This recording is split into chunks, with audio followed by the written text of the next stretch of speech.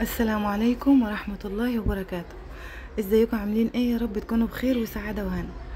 الوصفة بتاعتنا النهاردة جميلة ولذيذة وفيها من اللذاذة والطعامة اللي ما يقدرش الانسان يوصفه.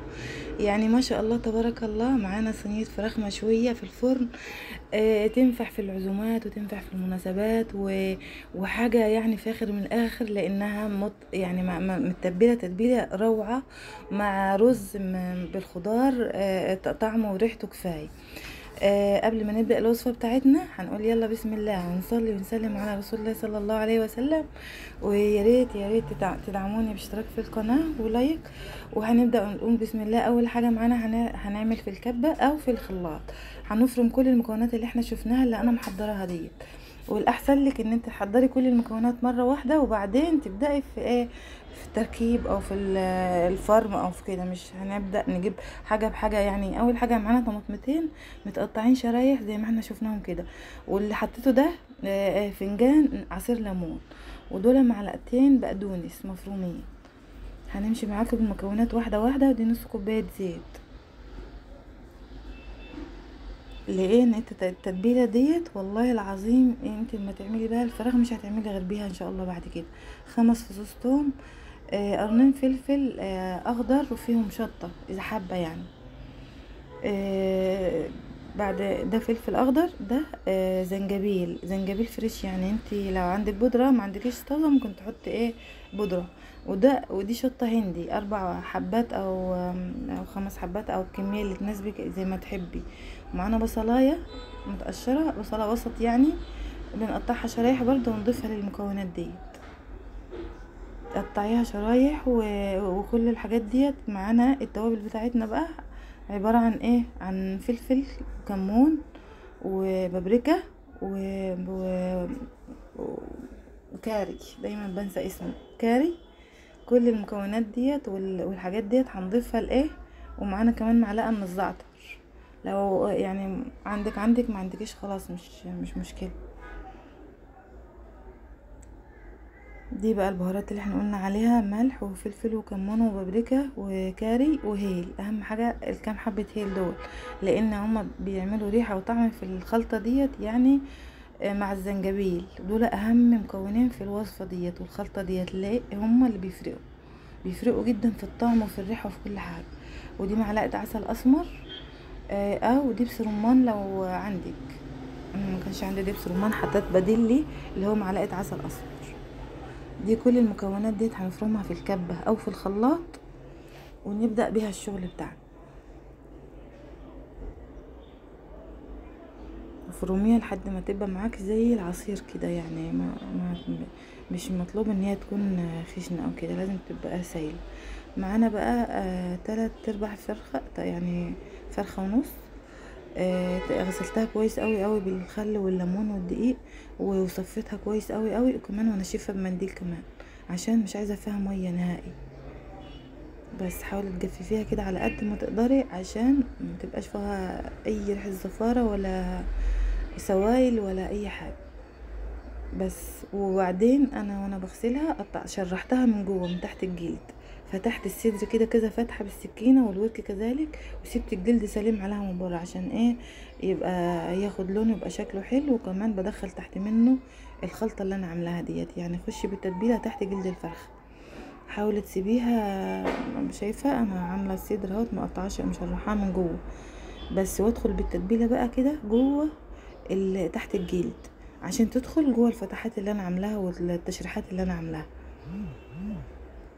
لان كل ما كانت الفراخ متتبله من جوه كويس كل ما كان طعمها ألذ واحلى.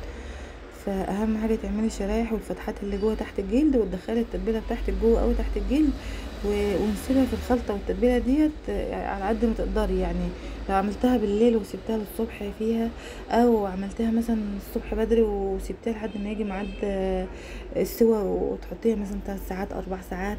يعني كل ما سبتها في التتبيله وحطيتها في التلاجة بيها هتكون اجمل والذ واحلى واقوى. بصي دي انا كده بوريك الفتحات اللي انا عاملاها مشرحه كده عشان تدخل فيها التتبيله. وكل الجزء اللي جوه ده كله يشرب كويس من التتبيله. بدخل جوه كده وادهن وبعدين اطلع على بره بقى ايه اغطي كل المنطقه من بره. بس هنخلط التتبيله مع كل المكونات الفراخ اللي معانا ونركنها بقى على جنب. ونيجي بقى الصينيه بتاعتنا اللي هنعمل فيها. معانا بقى ايه جزء من مكونات الخضار اللي احنا كنا عاملينه، جزر وطماطم وفلفل وقرن قرفه اهوت. بحطه في وسطيها عشان انا ما عدتش بحب القرفه المطحونه. بحط اهوت كده بس في وسط الصينيه يعني. بس افردي بقى الخضار بتاعك على ارضيه الصينيه كده، نسقيها كويس وافردها بالتساوي، ونحط فوق منها بقى الفراخ اللي احنا تبلناها. بنحطها طبعا على الناحيه اللي فيها الجلد عشان ايه تستوي على كده وتاخد وش من فوق وهي بالشكل ده. عايزه بقى اذكركم يا حبايبي واحنا داخلين كده ان شاء الله على العشر الاواخر. نبدأ بقى قبل ما تبدأ العشر الأواخر بيومين 3 كده، نبدأ عملية تسخين. طبعا كده بقى ايه عشان تدخل العشر الأواخر يبقى احنا متهيئين كده. العشر الأواخر ديت زي رمضان وأفضل كمان من رمضان. يعني فرصة ثمينة دايما ان احنا نغتنمها هي كمان، ونشد حيلنا كده في الطاعة وفي القرآن. نحاول نختم حتى لو مرة. نحاول ان احنا نطعم مسكين، ان احنا نفطر صائم في الايام دي. وطبعا كلنا لازم نصومها ال10 ايام دول او 9 ايام دول كلهم، بالاخص الاهم اللي هو يوم وقفة عرفات. و يعني طبعا ما عدا اللي هيكون في الحج طبعا هو مش هينفع الصيام، بس نحاول نكون منها على قد ما نقدر. طيب احنا هنخلينا في الوصفه دلوقتي. ده بقى الرز البسمتي بعمله مع الخلطه دي. احنا كده ركننا الفراخ بتاعتنا وغطيناها وعملناها بالتخدير وهندخل الفرن. نحطيها في الفرن بقى على درجه حراره متوسطه، لان هنحطها على الصاج على طول. بس بنيجي هنا بقى بنعمل الرز البسمتي.